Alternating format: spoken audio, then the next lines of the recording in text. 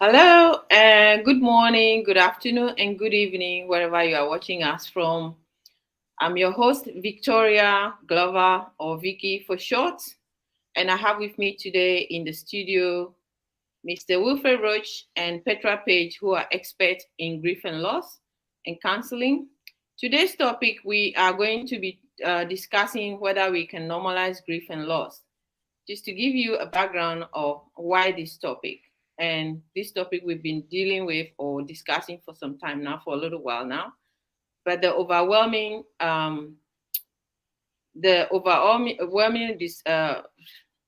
response that we got from our viewers was that we need to go a little bit more deeper and deeper. So by popular choice, we are coming back to see if we can normalize this topic.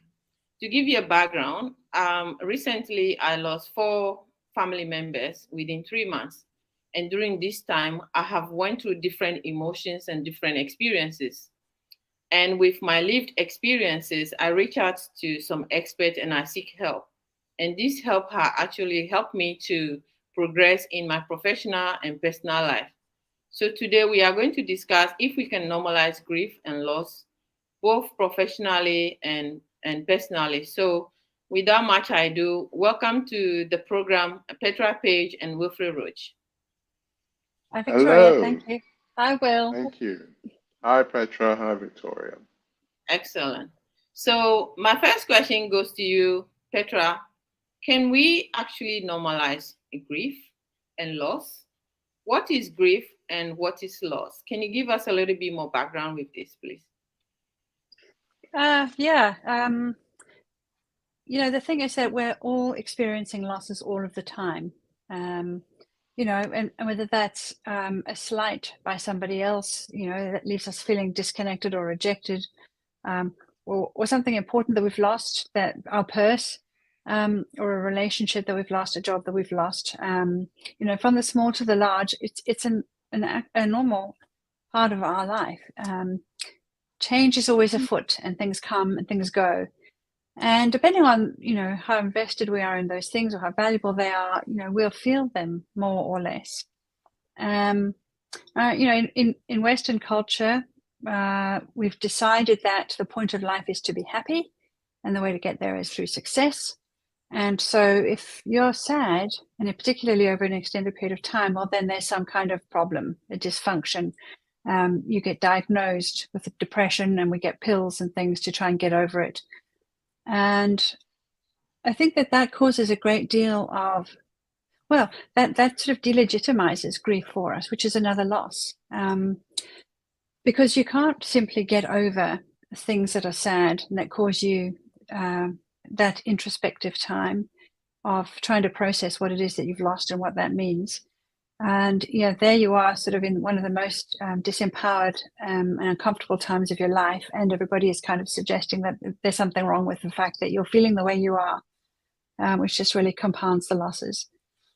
If I can just say that I got into all of this because I was aspirational, like any Westerner kind of typically is, and along the way, my husband was diagnosed with stage 4 cancer, and when he told his employers, they let him go. They were worried that he would die on the job, and they'd be not liable. So, there we suddenly were becalmed in our lives.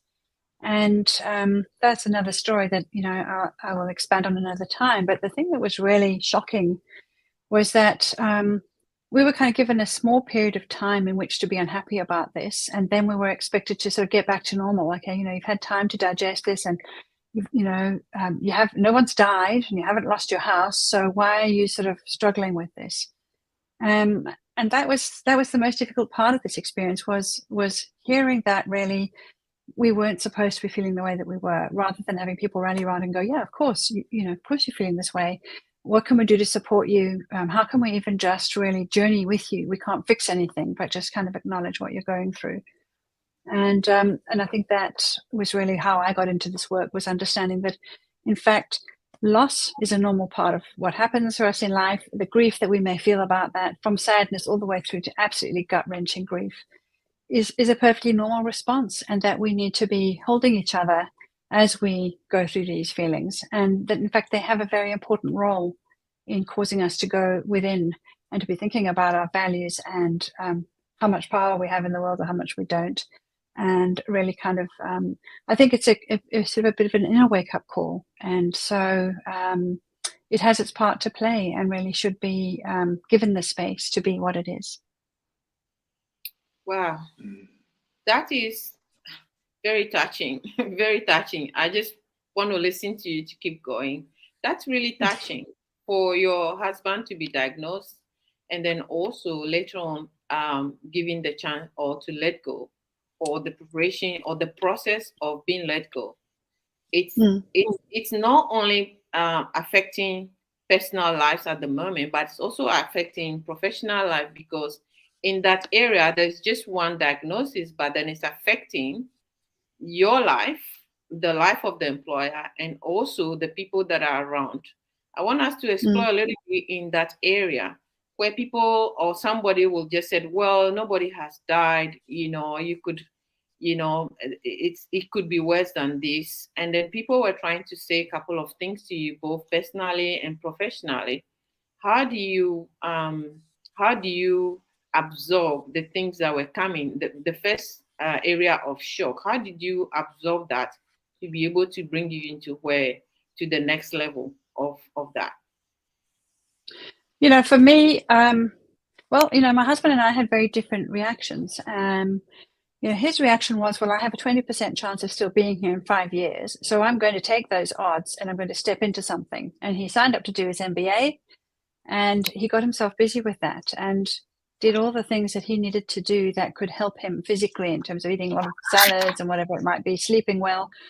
But I actually was, I was not nearly as stoic as he is. I mean, I'm not naturally stoic in the way that he is, but I also had other griefs that were going on that had sort of been sitting in the background for 10 years and leaving me feeling very disempowered and alone in some ways.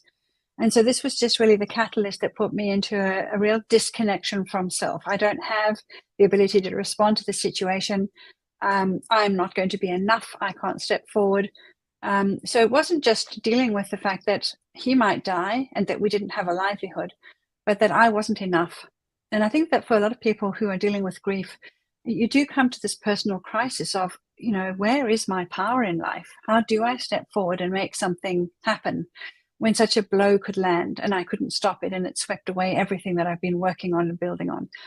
And, in a way, I had to recalibrate my values. And the emphasis that I had was in, as I said earlier, I was aspirational. I was trying to sort of build a life that worked in a particular way and gave me that feeling of success and happiness.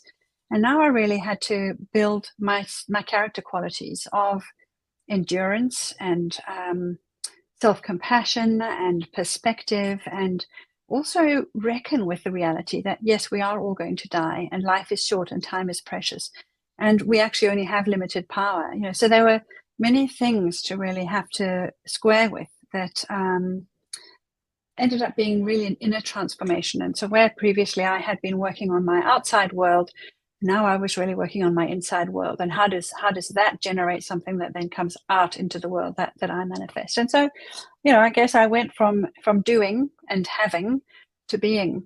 And, ultimately I'd say that was the biggest transformation in all of this. Wow, that's really powerful. We're talking about having power or losing your power in the middle of that loss and grief. What sort of projection do you think that someone needs to project in terms of absorbing the shock that is coming? Then you got to deal with yourself. Then you got to deal with another human being that is also going through a certain level of grief and loss. What sort of way can we project our power in such an environment? And if you can also elaborate on one or two points that Petra just mentioned, what is your takeout from what she just said?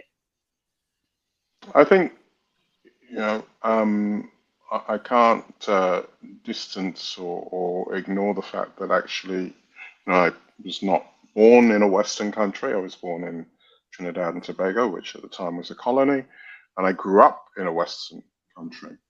And I'm living in another Western country, albeit alongside, the oldest existing civilization or continuing civilization in the world.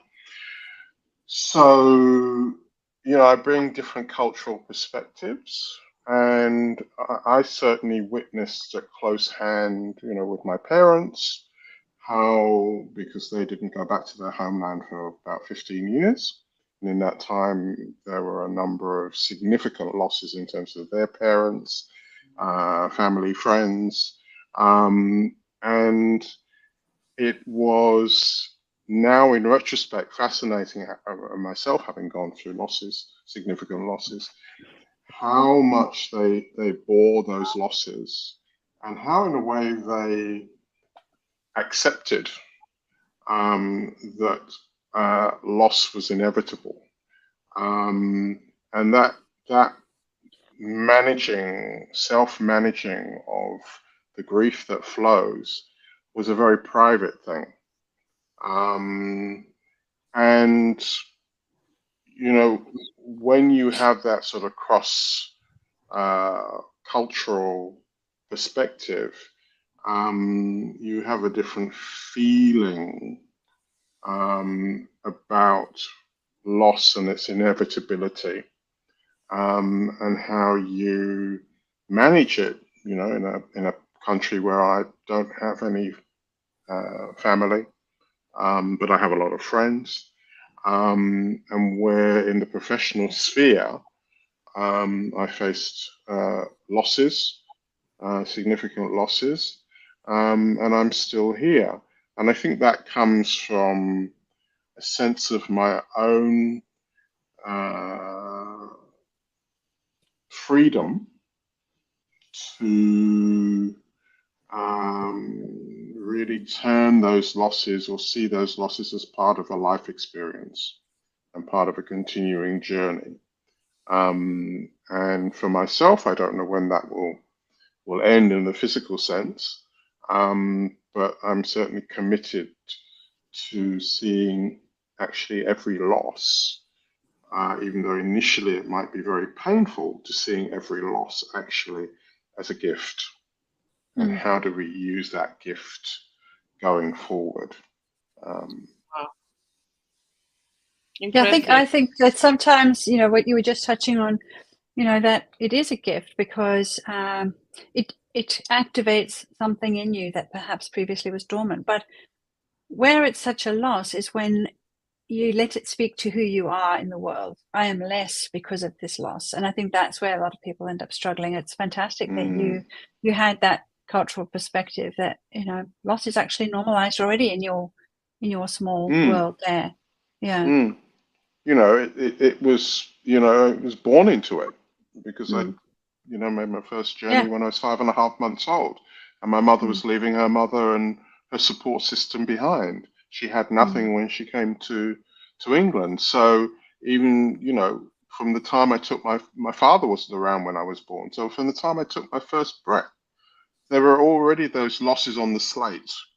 Yeah. But they weren't, because they had their love and they had their hope, and they had the freedom to choose.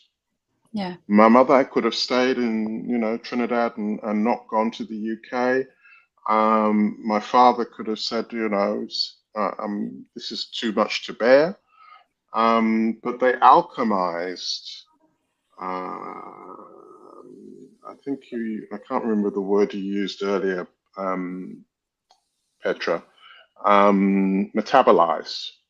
But that was drawing on a deep cultural well, because effectively, for 7 generations, up to my generation, we were migrants. We came from different places. Yeah. So I don't know whether that has, in some way unconsciously and now consciously, affected how I deal with loss in a professional, personal sense. I think it has, because there's a certain sort of toughness, a sort of you've just got to get on with it. But there's also a moment when you cry, or when your heart is very heavy. So if I hear And what you were just trying to say, sorry to cut you short. If I just hear what you're just saying, are you trying to say, or if I heard you correctly, does it mean that our culture and our background and where we are coming from also has a way or something to do with how we deal with our losses, yeah, like the people we left behind, and also where we find ourselves now? Does your yeah. culture play any role in how you deal with the things that you're dealing with and how you cope with them? Is that Well, what you were Petra? Is that what you were trying to say, Petra, when you said that all of a sudden you just have to pick yourself up and pick your power and find your power and be able to lead and be led? Is that what you were trying to say? well, what I was saying is that, in our Western culture, we're supposed to be happy. So there's already a delegitimizing of grief there. But, I think Wilfred's talking also about a little family culture, which, of course, is the building block of bigger culture. And it's interesting that you said, Wilfred, that your family was already a family of migrants. And so there was this sense of perspective that was already there, living as part of that emotional resilience heritage that you were part of. But like we also changed countries, but we changed countries, perhaps similar reasons than your parents, some aspiration of, well, we could do better if we're living elsewhere. And I think that one of the difficulties was that when we got here to Australia, it was actually difficult because we didn't have Australian qualifications or experience, and there is a barrier to entry there. And it was very far away from it where we'd come from, and everything was very much more expensive, and we weren't able to go back. And a bunch of those aspirations actually kind of met a brick wall. And so, already there was a sense of loss in aspiration, and I think that feeling of, well, we thought if we changed countries that things would be better, and it wasn't the case. That was really where I think that we went off in a different direction from your parents, where they changed countries and they were expecting that things might be tougher, that they would have to carry the loss of relationships and things. So I think just to answer your question, Victoria, there's a lot about our internal culture, our expectations, our values, what we think should and shouldn't happen, and very often it's the should and shouldn't, fair, unfair kind of notions that we have that are actually just quite mythical and not true at all. I mean, why should or shouldn't anything happen? What is fairness about? I think that when we ask the world to be fair, we're asking for something that can never be the case. It's really a human construct. And while we may want to make endeavors ourselves to try to make things fair, when life comes in and does what life does, well, life isn't going to be bound by those rules, So this is where the challenge comes in. Whether you find yourself in a new place, you are in a new job, or you've been doing something earlier on, and then all of a sudden you have to be moved to a new department, for example, or you have to move and take on a new skill. For example, when your husband was diagnosed, regardless of whether it was your husband or whether it was in the workplace or in the home, where we find ourselves having to adjust to a new environment, a new set of skills, and a new way of thinking, a new way of approaching things. That is where we have to ask the question, who do we want to be in the middle of all of this chaos, in the middle of all of these things going on? Who actually do you want to be? And what sort of result do you want to produce? But not only those two questions, what sort of approach do you want to bring onto the table in order to be able to generate the result, the outcome that you wanted? So in this case, how do we actually find ourselves? Do we start from personal or our self-leadership? Do we start from working on ourselves to strengthen our power before we can reach out to others? What do you think? I want your views on this, please. I think what occurred to me when you said that was that,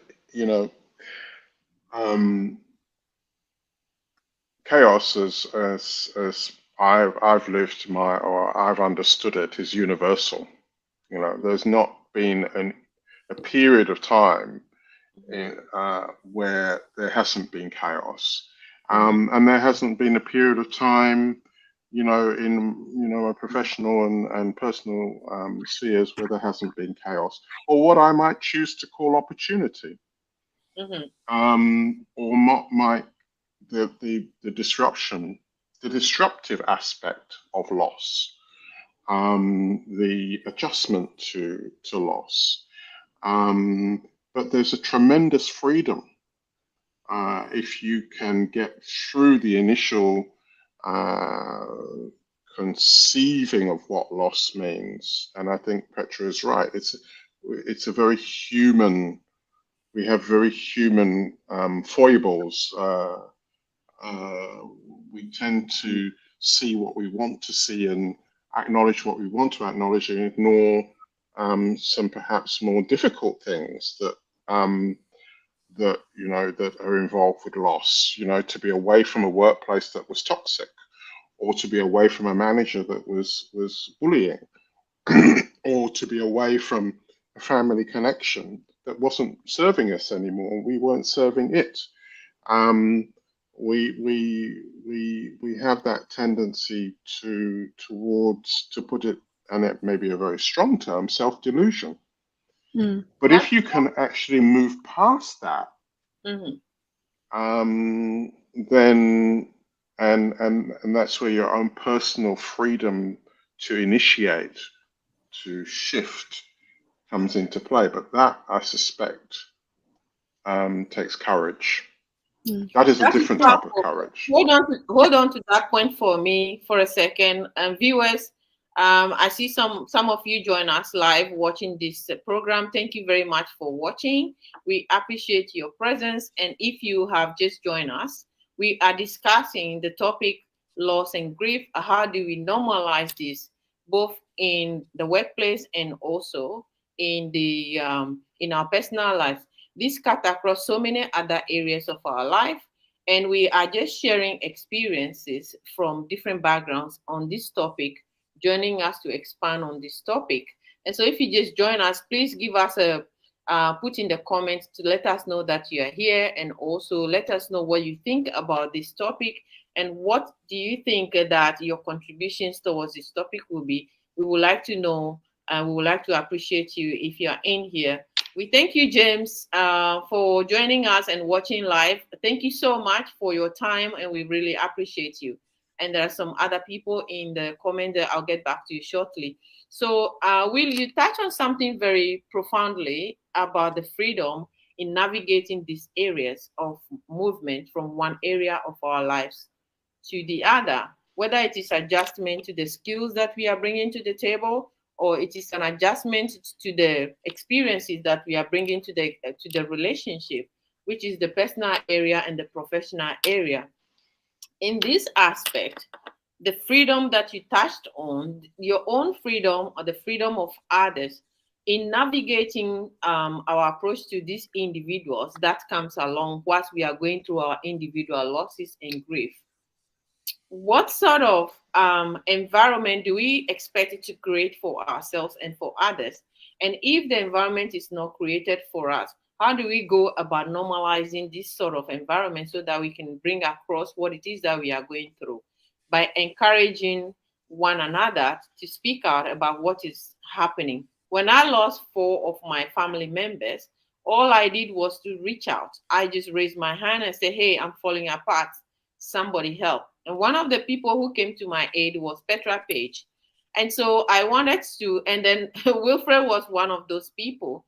But then there were some other people as well. I wanted to know your views on this. When you find yourself in that area or that environment, you find that you are falling apart, this news just hits you. What is the first thing that you're supposed to do when that challenge presents itself? What are you supposed to do? Petra, if you can expand a little bit, because Will was touching on the personal freedom that we have to bring into the situation. What are some of the key things that we can do to begin with?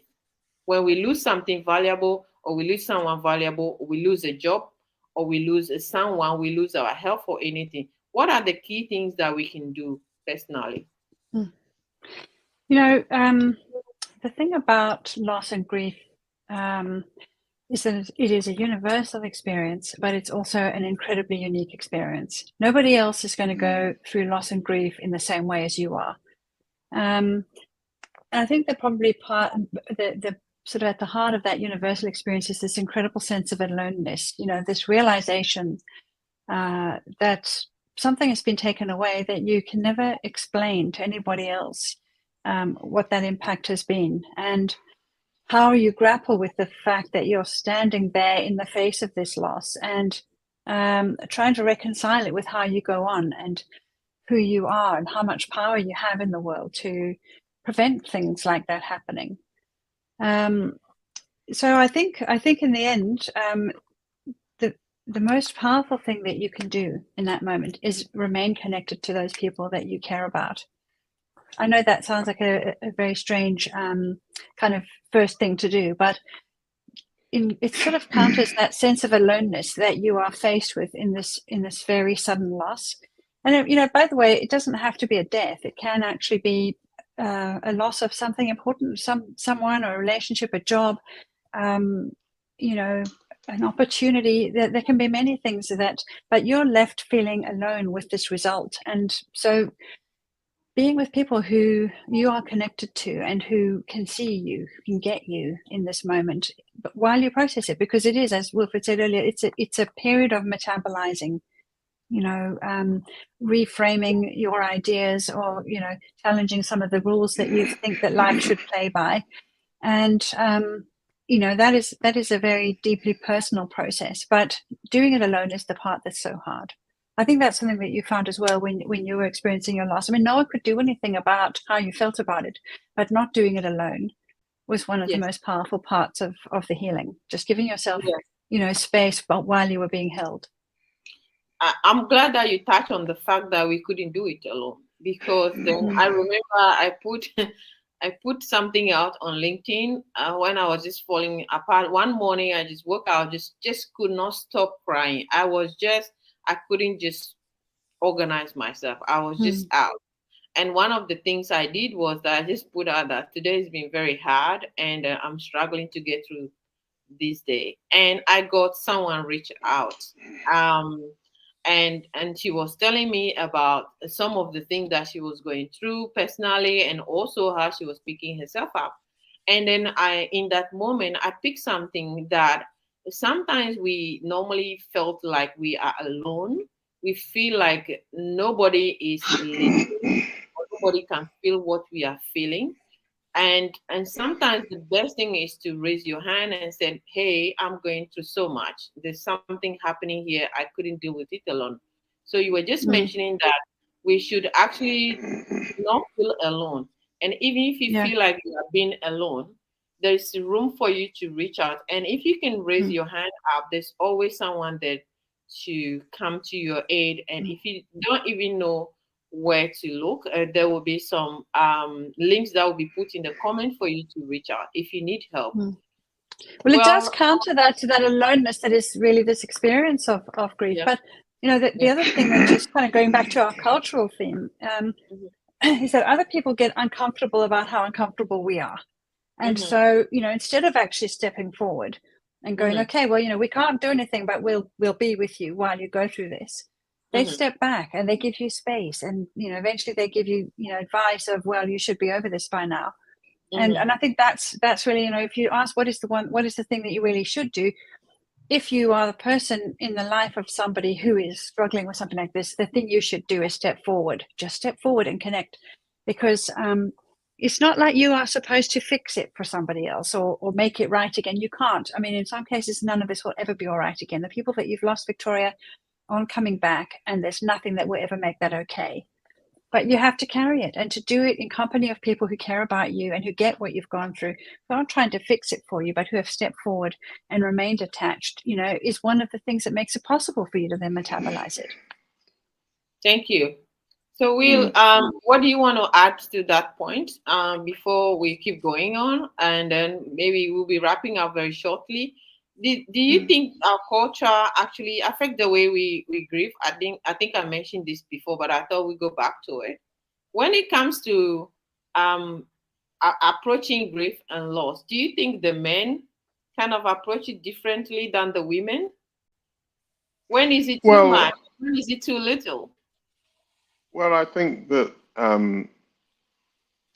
I think that the time that I spent at Lifeline, it was very interesting because that's a form of interpersonal communication, which is not in where we're not physically present, but we can, through our senses, voice, hearing, and so on,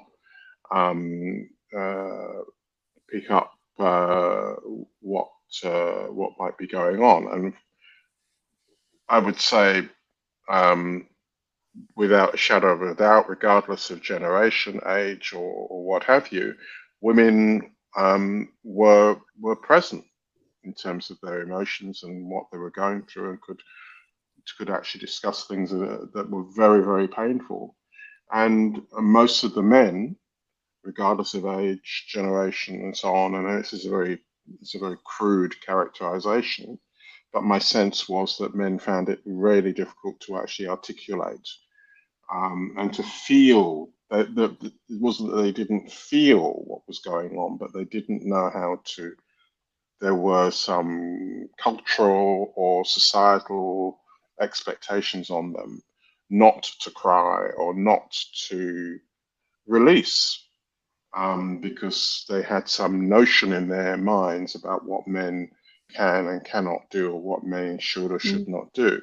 And I think it was something of perhaps of a surprise to them, and a relief in some instances where they were able to speak to another man about, and that's very much genderizing it, but we still live in a society, in a world where gender plays an oversized role in how we're perceived and how we perceive ourselves. So, but to just follow on from Petra's point, I feel that how do you get through something? It's by speaking to who you really are. Because it's only once you get to that point of self-acknowledgement that you can actually then say, well, I need to speak to Petra, or I need to speak to Victoria, or I need to speak to my friend, and say I need help. But if you don't even realize that you are suffering, or you are in pain, then that's when it can get very tricky further down the track, in terms of dealing with a loss, and how that grief metabolizes. And I think that the other thing that is both exquisite but really, really painful is to, I believe, accept that we are alone. Totally, totally. And for humans, that's a really, really difficult thing to wrap their heads around. That, and also that loss is baked in. Because for us to be here, someone else has gone. Yeah. Hold on to I think that's such an important point. Yeah, hold on to that. We just got some comments from some of our viewers who are live at the moment watching. We got Sean Jeffrey Lazun Kruger says, I lost loved ones last July and December. Jeffrey, we mourn with you. We can never understand, but we feel your pain and we acknowledge the pain that you have gone through. And Jeff has actually put through a point here. He said, I was adopted from birth and I'm royalty, so that is how I contribute to the wellness for the world, the wellness of the world. I think that's a very powerful comment right there, the wellness of the world. We get so focused on so many things, the wellness of the world. We can all agree that we have a point in healing the world through the way we grieve and the way we act and go about. Who do we want to be in the middle of our grief? And in the middle of our grief, what sort of outcome do we want to produce? In trying to find answers to that, we need to factor in what sort of approach we want to use to generate that result. Right here, Jeffrey is saying that The wellness of the world was what kept him going. That's the contribution he's making. I think that is so powerful. Thank you, viewers. Those who are watching us from wherever you are watching us from, we want to appreciate you. And today I have with me, I have Petra, Paige, and I have Wilfred, Roach.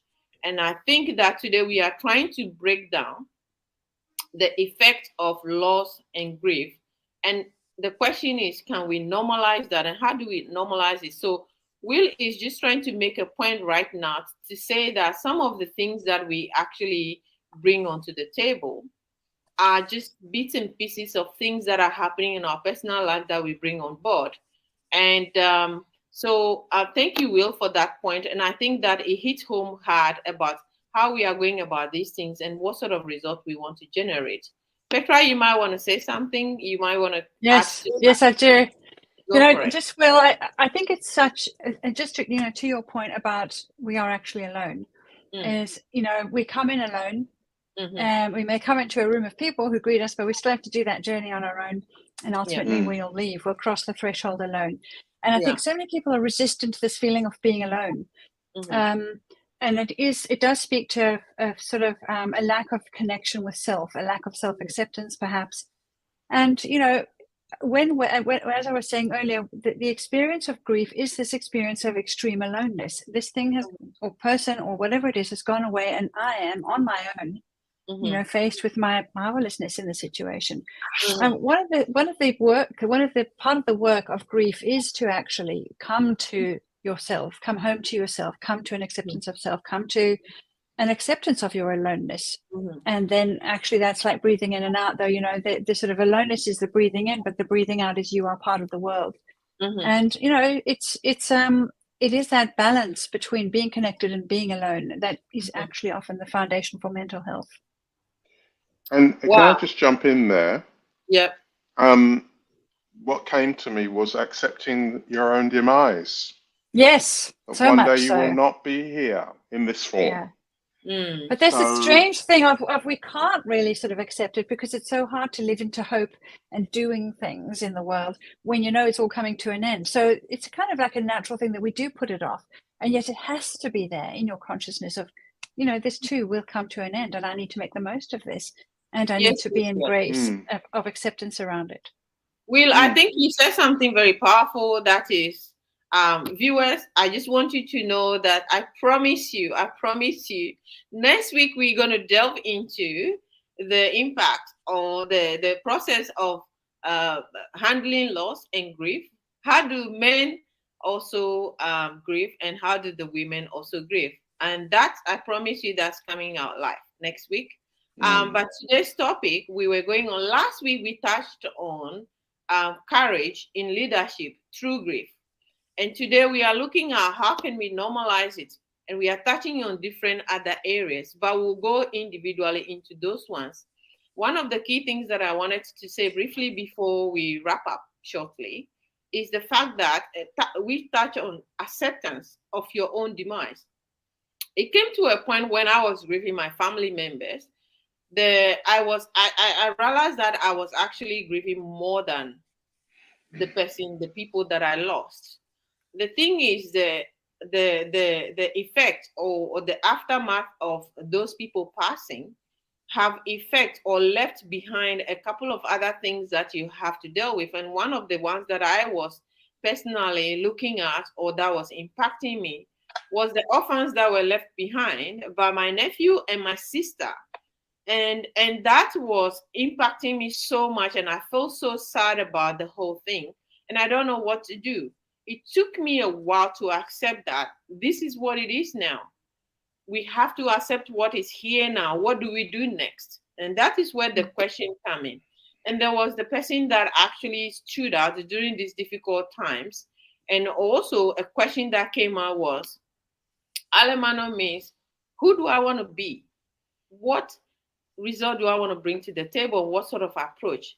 And that particular moment, the moment I started going through this situation and asking this question, that was when the acceptance situation came in. So Jeffrey was saying wellness for the world. You cannot heal the world without healing yourself. And as a result, we have to accept what is in front of us and come to realization that we can either pick ourselves up and do something about it now, or we could actually stay in there for a long time. So in order to wrap up, what sort of keywords or key takeaways did we take from today's session that we want to leave with our viewers? Starting with you, Will. I think it is that conversation, that very personal conversation that we may try and stifle about our presence in the world and what things might be, how things might be when we're no longer here. But I think it's important to acknowledge the significance, both in terms of our well-being and those around us, to start having that conversation with ourselves about what it means to be alive and what it might mean not to be here. Wow, what it means to be alive. What it means to be alive simply means that it's very easy for us to forget that being alive is a privilege. It's not everybody who woke up today that is still breathing.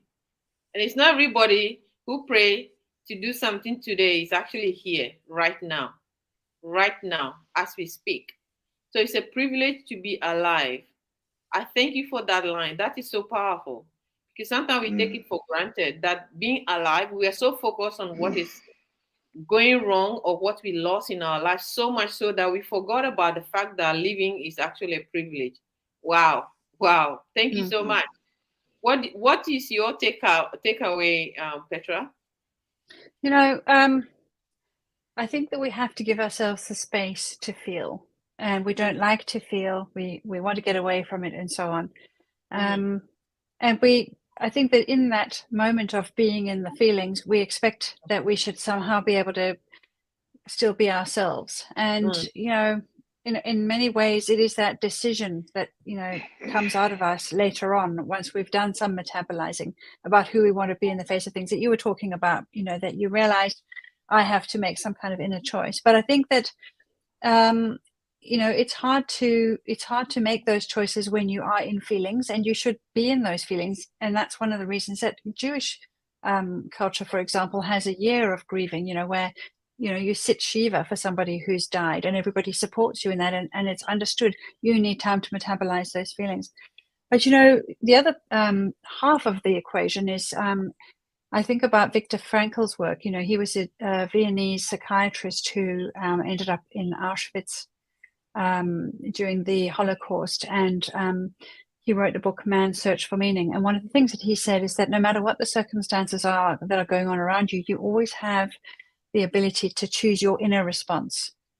And ultimately, I know with my clients that they will make those choices, but they first need a container in which to kind of process their agony. So it's allowing your feelings first, but then knowing that ultimately you will need to be making choices not out of the feelings that you had, but out of who you are in response to the situation. Oh, that is so hot. I feel like we should keep going. But I'll tell you what my takeaway for today is the acceptance area. To be frank with you, when I lost my family members, I didn't even know, like culturally, you have to wear black when you are mourning. We wear red or white when you are mourning. And as a result, going to work and going to the shopping center and even at home, it's you have to come to terms with wearing a certain kind of colors. And the people who are close enough will have to wear like black for quite some time, or red for a very long time, mostly black. And I have to accept that I have lost my family members, and where does it stop and where do I go? And so I'm a personal stylist. I'm a coach. I help people with different areas of their life and business strategy and all of that. Now, how heavy do I bring this loss and grief into the things I do for people, and how much do I leave behind? I have to accept that, yes, I have lost my family members and it is really killing me just to know that those people are no more there. And every other thing that I have to pick myself up and do. But I also need to accept that having lost them, it's not the end of the world. Life still go on. You still have to put food on the table. You still have to dress up and go to work. You still have to say good morning to your neighbor. You still have to drive. You still have to go shopping and all of that. And in the middle of doing that, I have to accept myself. I have to accept the fact that I am still weak. I am still needing help. I still need to be there for the people who are beside me. And so I have to pick myself up.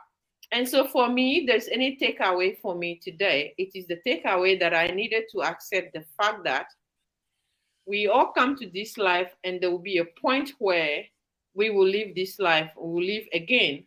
But having accepted the fact that it is part of life, even though we process that for a long time, when it does happen to you, you are still in shock.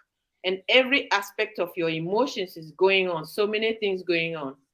Where do we pick ourselves from? Where do we stop? And where do we keep going? The conversations still go on. Next week, we will explore how much do we handle loss and grief? And do men actually grieve differently from women? And we will try and weigh this up and see how far we can go with this. I look forward to seeing you all next week.